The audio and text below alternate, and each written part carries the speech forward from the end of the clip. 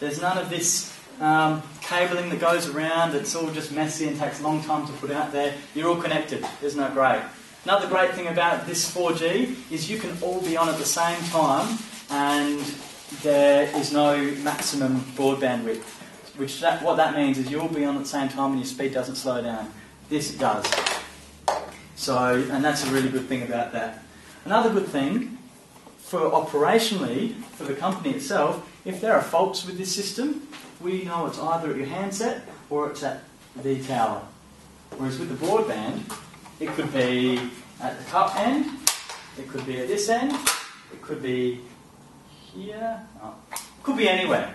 And so it makes it really difficult to know where these problems are. So it's not really a good way to keep customers happy and to operate efficiently. And the other thing with this, if that goes down, we've got another one in backup in the suburb next door. So you guys are always connected, so it's really good.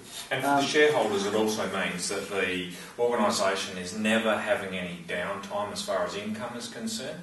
So you guys as shareholders, I think you'll find that pretty positive. Definitely. And the other great thing about this system is that this technology will get out of date eventually. So it's really easy to update. All we do is change the antenna. There's 5G. Simple. It's brilliant. It ticks every box. So the big challenges we face is how do we implement this into our organisation. So there's 3 challenges that we need to solve. But before we do that, we need a new face for this company. So we no longer are We Can't. We are the Wireless Industry Leaders Limited. Will. So I think that really sums up us pretty well. It's a really good company ethos that we will get through this, we will survive. So that's what we're going to do. Now, one of the major challenges is dealing with the government. But like I already said, as long as we do the right thing, then that shouldn't be too bad. The other main challenge is dealing with a culture that is resistant to change. Now, this is going to be quite tough for us, but we're going to combine the 4G with the mining plan. And what that's going to enable us to do is change our structure so that we've got our mining arm. So the workers that aren't used to change, they don't want to change, they can continue on pretty much as usual. They put down the copper grid, they can pick it back up and they'll know how to do that. So if they're not comfortable with change, here's the division for them. For the people that are used to change, they can go to the 4G network and be installing that infrastructure. And the thing is, the hierarchy that we had for that was pretty good. It worked for Kant. There was no problems with that, with our policies and procedures. So we'll adopt policies and procedures from other companies using the 4G and bring it across. The problem with Kant wasn't that the structure was wrong, it was we didn't have upper management looking ahead. So we're going to keep that here, but what we're also going to bring in is a research and development arm. And what this is going to do is solve our third challenge, which is being future orientated.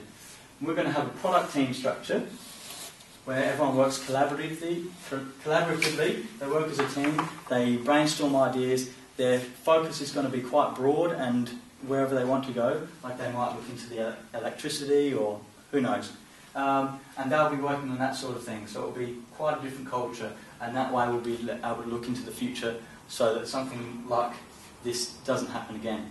So organisationally, what that's going to mean is that we're going to take some guys from within our organisation across, but that's not going to be the balance of people. So our guys don't generally have the right mindset, they don't have the right skill set to do this. So this is going to be a lot of people that we're going to need to bring in from outside the organisation, and different personalities and different skill sets is where we're heading with that. So it basically means we're going to have 2 separate cultures, 2 subcultures. One is going to be very open and free and they do what they want. The other one's going to be very hierarchical, bureaucratic, standardised, which is what they like and what they're used to.